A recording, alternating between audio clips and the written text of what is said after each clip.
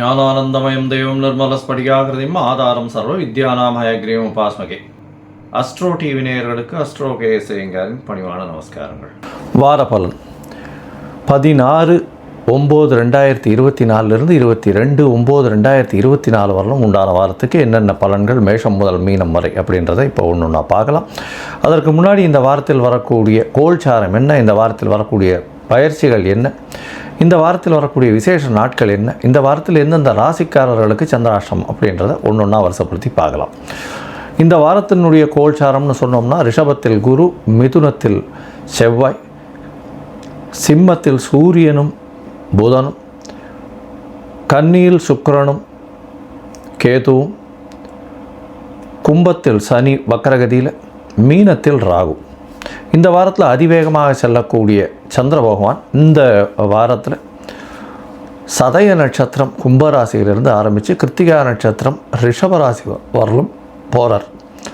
இது இந்த வாரத்தினுடைய கோல்சாரம். இந்த வாரத்தில் வரக்கூடிய மாற்றங்கள்னு பார்த்தேன்னா 17ஆம் தேதி 17/9/2024 அன்னைக்கு சிம்மத்திலிருந்து கன்னிக்கு சூரியன் போகிறார்.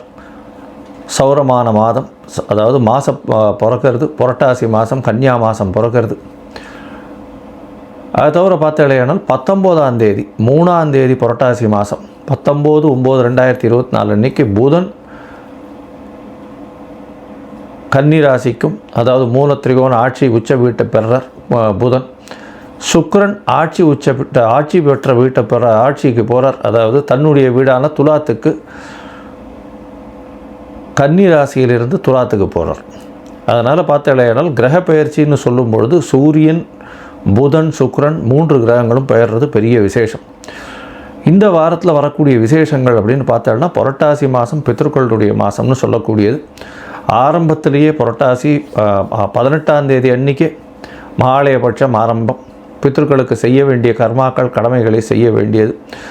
தந்தை இல்லாதவர்கள், அதை தவிர தாய் தந்தை இருவரும் இல்லாதவர்கள் தில தர்ப்பணம் சொல்லக்கூடிய எள்ளின் மூலியமாக தர்ப்பணம் கொடுத்து அவர்களுக்கு செய்ய வேண்டிய கடமைகளை செய்கிறது ரொம்ப முக்கியம். இந்த வாரத்தில் பார்த்தாலேயானால் மகாபரணி அப்படின்னு சொல்லக்கூடியது, அதாவது மகாபரணி இந்த வாரத்தில் 21/9/2024 அன்றைக்கி மகாபரணி. அதாவது பித்ருக்களினுடைய இறந்த திதி அதெல்லாம் தெரியாதவர்கள் அவர்கள் இந்த நாளில் மகாபரணி அன்னைக்கு இது கொடுத்துடலாம், அதாவது திதி கொடுக்கறது ரொம்ப விசேஷம். பொதுவாகவே இந்த பித்ருக்களுக்கு செய்ய வேண்டிய கர்மாக்களை செய்யணும். ஒருவேளை செய்யாமல் விட்டால் என்ன ஆகும் அப்படின்னா அது ஜோசியத்தில் பார்க்கும்பொழுது, ஜாதகத்தின் மூலியமாக பார்க்கும்போது அவர்களுடைய சந்ததியை பாதிக்கும். அது எப்படி பாதிக்கும் அப்படின்னா 5/9ன்னு சொல்லக்கூடிய பூர்வ புண்ணியஸ்தானம், அது தவிர பாக்கியஸ்தானம்னு சொல்லக்கூடிய இடத்துல அதாவது துர்கிரகங்கள் இருக்கிறதோ, அதாவது அதை தவிர துர்கிரகங்களினுடைய பார்வை இருக்கிறதோ, துர்கிரகங்களாக இருந்து நீச்சப்பட்டு போகிறதோ, இந்த மாதிரியான விஷயங்கள் நடக்கும். இதன் மூலியமாக அவர்களுக்கு கிடைக்க வேண்டியது கிடைக்க நேரத்தில் கிடைக்காமல் போகும். அதை தவிர மிகப்பெரிய கஷ்டத்தை அவர்களுடைய வாழ்நாளில் அனுபவிக்கக்கூடும். அதனால் முடிஞ்சவரை அவர்கள் செய்ய வேண்டிய, முன்னோர்களுக்கு செய்ய வேண்டிய கடமைகளை கண்டிப்பாக செய்யணும் அப்படின்றத சொல்கிறோம். இந்த வாரத்தில் பார்த்தாலேயானால் கிருத்திகை நட்சத்திரம் வருது. அதாவது கிருத்திகை நட்சத்திரம் 22ஆம் தேதி அன்றைக்கி 22/9/2024 அன்றைக்கி கிருத்திகை நட்சத்திரம். கிருத்திகை விரதம், முருகனுக்கு விரதம் இருக்கிறது ரொம்ப விசேஷம். சஷ்டியில் விரதம் இருந்தாலும் சரி, கிருத்திகையில் விரதம் இருந்தாலும் சரி, அகப்பையில் வரும் அப்படின்னு சொல்லுவாங்க. குழந்தை பிராப்திக்கு ஒரு நல்ல ஒரு ஏற்றமான காலம். அதாவது குழந்தை பிராப்தி பெறணும்னா முருகனை வேண்டின்னு விரதம் இருக்கிறது விசேஷம். அது தவிர எதிரிகளை வெல்லணும் அப்படின்னா முருகனை வேண்டின்னு விரதம் இருக்கிறது ரொம்ப விசேஷம். பொதுவாக இந்த வாரத்தில் பித்ருக்களுக்கு உண்டான கர்மாக்களை செய்கிறதும் பித்ருக்களுக்கு உண்டான தர்ப்பணங்கள் செய்கிறதும் ரொம்பவே முக்கியமானது. சரி, இந்த வாரத்தில் வரக்கூடிய எந்தெந்த ராசிக்காரர்களுக்கு சந்திராஷ்டம் அப்படின்னு பார்ப்போம். இந்த வாரத்தில் பார்த்தோம்னா கடகம், சிம்மம், கன்னி, துலாம் இந்த 4 ராசிக்காரர்களுக்கு சந்திராஷ்டம். சந்திராஷ்டம்னா உங்களுடைய ராசிக்கு 8ஆம் இடத்துல சந்திர பகவான் மறைந்து இருக்கக்கூடிய காலகட்டத்தில் சந்திராஷ்டமம்னு சொல்கிறோம். மதிகாரகனான சந்திர பகவான் மறைந்திருக்கக்கூடிய காலகட்டத்தில் தவறான முடிவுகள் எடுக்கக்கூடும். தப்பான முடிவுகள் எடுக்கும் பொழுது அதன் மூலியமாக வரக்கூடிய விசேஷங்கள் வராது. இல்லைன்னா தவறாக சென்றதுனால பிரச்சனையில் போய் முடியும். அதனால் முடிஞ்ச வரலும் இந்த சந்திராஷ்டம காலத்தில் பொறுமையாக இருக்கிறது ரொம்பவும் நல்லது. யாருக்கும் ஜாமீன் கையெழுத்து போட வேண்டாம். அதை தவிர வந்து யாருக்கும் எந்த ஒரு காசிப்ஸ் பண்ணுறதும் வேண்டாம். பொறுமையாக இருக்கிறது ரொம்பவும் நல்லது. இந்த வாரத்தில் வந்து மேஷம் முதல் மீனம் வரை எப்படி இருக்குது அப்படின்னு ஒரு ராசியாக பார்க்கலாம். அதற்கு முன்னாடி என்னுடைய மொபைல் நம்பர் கீழே ஸ்க்ராலிங்கில் போயின்னு இருக்கோம். உங்களுக்கு அஸ்ட்ராலஜிக்கல் கன்சல்ட் தேவைப்பட்டதுன்னா எனக்கு ஃபோன் பண்ணுங்க.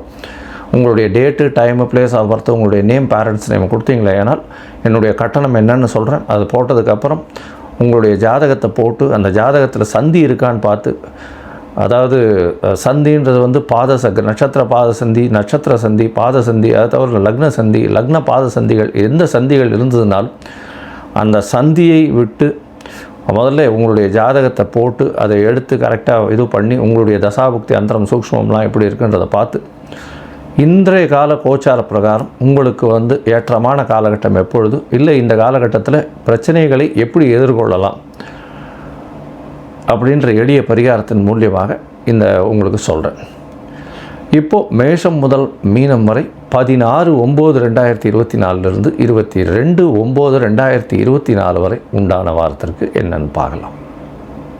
ரிஷபம், கிருத்திகை, ரோகிணி, மிருகசீரிஷம் இந்த 3 நட்சத்திரம் 9 பாதங்களை கொண்ட ராசி. ராசியின் அதிபதினு சொல்லக்கூடிய சுக்கிர பகவான். இந்த வாரத்தில் ஒரு பெரிய சிறப்பு என்னென்னா, இவ்வளவு நாளாக சுக்கிர பகவான் உங்களுடைய ராசிக்கு 5ஆம் இடத்துல நீச்சப்பட்டு போயிருந்தார். 6ஆம் அதிபதி 6க்கு 12ன்னு சொல்கிறதும், ராசியின் அதிபதி 5ஆம் இடத்தில் நீச்சப்பட்டு போயிருக்கிறது வந்து அந்த அளவு விசேஷமும் இல்லை. கொஞ்சம் வந்து மனசில் கிளேசம் இருக்கும், பயம் கொஞ்சம் அதிகமாக இருக்கும். ஏன்னா 8ஆம் அதிபதியான குரு, என்னதான் குருவாக இருந்தாலும் அவர் 8ஆம் அதிபதி.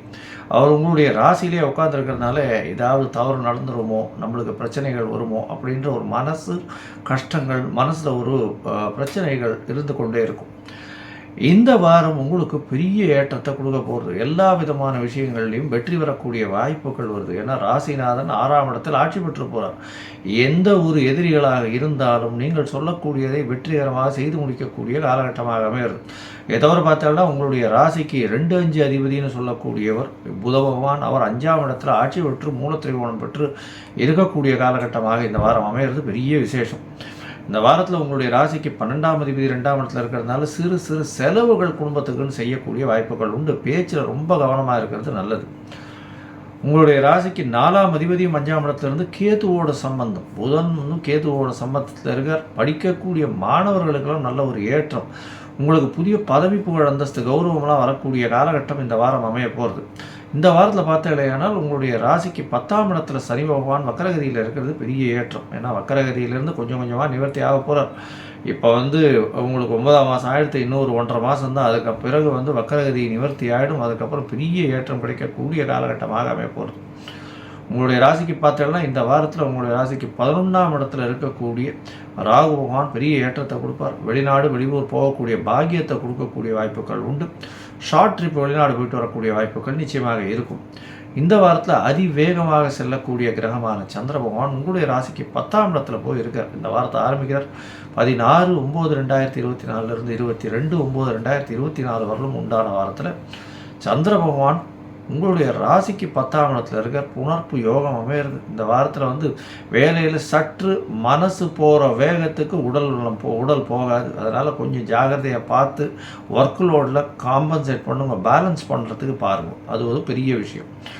இதன் மூலியமாக பார்த்தோன்னா உங்களுக்கு ஒரு நல்ல ஏற்றம் கிடைக்கக்கூடிய காலகட்டம். வேலையில் வந்து ஒரு பெரிய ஏற்றம், செய்யக்கூடிய தொழிலையும் பெரிய ஏற்றம், வேலையில் ப்ரமோஷன் கிடைக்கக்கூடிய வாய்ப்பு, தொழிலில் வந்து வெளிநாடு சம்பந்தமான முதலீடு, வெளிநாட்டின் மூலியமாக அந்நிய மதத்தினர் மூலியமாக நல்ல ஒரு ஏற்றம் கிடைக்கக்கூடிய காலகட்டமாக அமைப்போகிறது.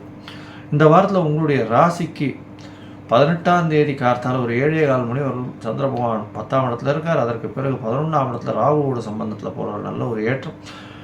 11ஆம் இடத்தில் சந்திர பகவான் போகிறது வந்து உங்களுடைய முயற்சிகள் அனைத்தும் வெற்றியாகும். நினைத்த காரியங்கள் நினைத்த இடத்தில் நடக்கக்கூடிய காலகட்டமாக அமைய போகிறது. 18ஆம் தேதியிலிருந்து 20ஆம் தேதி காலை ஒரு 9:30 மணி வரலும் இருக்கக்கூடிய காலகட்டம். இதனால் வந்து தாயின் உடல்நிலையில் நல்ல ஏற்றம் இருக்கும். முயற்சிகள் அனைத்தும் வெற்றி பெறும். உங்களுடைய மூத்த சகோதர சகோதரிகள் மூலியமாக நல்ல ஒரு ஏற்றம் கிடைக்கக்கூடிய காலகட்டமாக அமைய போகிறது. உங்களுடைய ராசிக்கு 12ஆம் இடத்துல சந்திர பகவான் வரார். இது வந்து 18ஆம் தேதியிலிருந்து 20ஆம் தேதி மதியம் ஒரு 12:30 மணி வரலும் இருக்கக்கூடிய காலகட்டம் 12ஆம் இடத்துல. இதன் மூலியமாக பார்த்தோன்னா 3ஆம் அதிபதி 12ஆம் இடத்துல போய் இருக்கிறதுனால முயற்சிகளில் சிறு சிறு தடங்கள் வந்தாலும் அதற்கு பிறகு வெற்றி பெறும். 12ஆம் இடத்தில் சந்திர பகவான் இருக்கார். 3ஆம் அதிபதி. வெளிநாடு போகணும்னு பார்த்துட்டு இருக்கிறவர்களுக்கு கண்டிப்பாக வெளிநாடு யோகம் கிடைக்கும். படிக்கக்கூடிய மாணவர்களுக்கு பெரிய ஏற்றம், தொழில் செல்வத்தில் பெரிய ஏற்றம் கிடைக்கக்கூடிய காலகட்டம். எதிர்பாலினத்தவர் மூலியமாக நல்ல ஒரு ஏற்றம், பார்ட்னர்ஷிப்பில் நல்ல ஒரு ஏற்றம் இருக்கக்கூடிய காலகட்டம்.